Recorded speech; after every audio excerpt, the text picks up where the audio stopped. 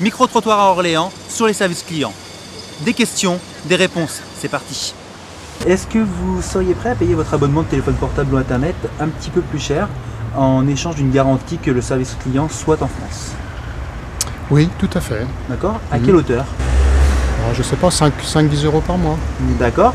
Et vous avez déjà appelé un service client qui était à l'étranger? Oui, bien sûr, malheureusement, oui. Oui. Et la qualité est-elle la même? Non, évidemment non, puisqu'on se heurte à des problèmes de compréhension déjà. D'accord. Et vous aviez posé la question à l'origine quand vous avez pris votre abonnement internet par exemple, à savoir où était le service client? Pas du tout, parce qu'on ne pense pas du tout à ça. C'est vrai qu'a priori, on pense que les services clients sont plutôt en France. On ne pense pas qu'ils soient délocalisés dans des pays très lointains. Est-ce que vous seriez prête à payer votre abonnement de téléphone portable un petit peu plus cher contre une garantie que celui-ci, enfin le service client, soit 100% en France? Oui, mais si c'est raisonnable. Pourquoi plus cher? Non. Pourquoi pas, oui.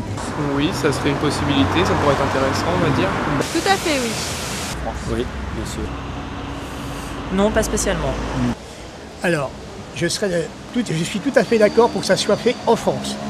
Payer plus cher, ça m'ennuie. Mais si c'est les conditions qu'il faut, oui. Oui. Pas nécessairement, parce que la qualité ne dépend pas forcément de la localisation du service, et donc à mon sens, j'en verrais pas la justification. Une question un peu complexe. Pourquoi pas? Mais enfin, je ne vois pas pourquoi je ne disposerais pas d'un service client efficace qui serait à l'étranger. D'accord. Donc pour vous, aujourd'hui, le fait qu'il soit à l'étranger ou en France, vous ne voyez pas de différence de qualité? Tout dépend des personnes qu'on met derrière les téléphones. D'accord. Je ne pense pas. Pour avoir eu affaire avec des services clients certainement situés ailleurs qu'en France, le service était tout à fait correct.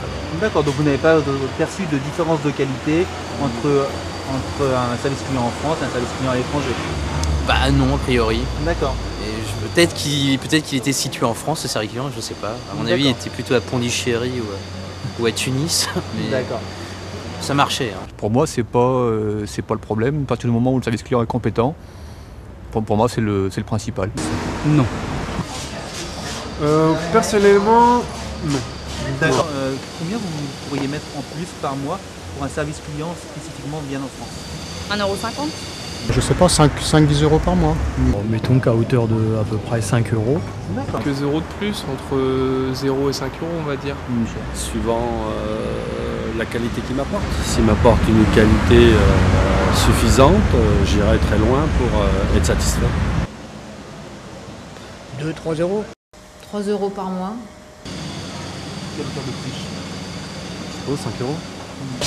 Moi, aucune, à part l'accent, sinon aucune différence. Il y a toujours du bon service, toujours un travail qui se fait très pointueux. Je pense que c'était pas forcément en France.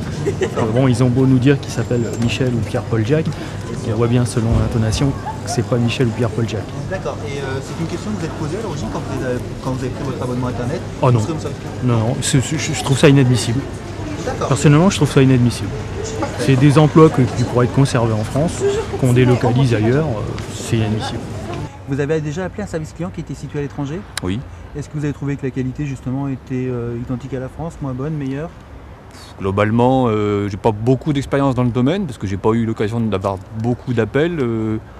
Je suis pas persuadé que ce soit pire que ce qu'on peut trouver en France, donc pas trop de problèmes.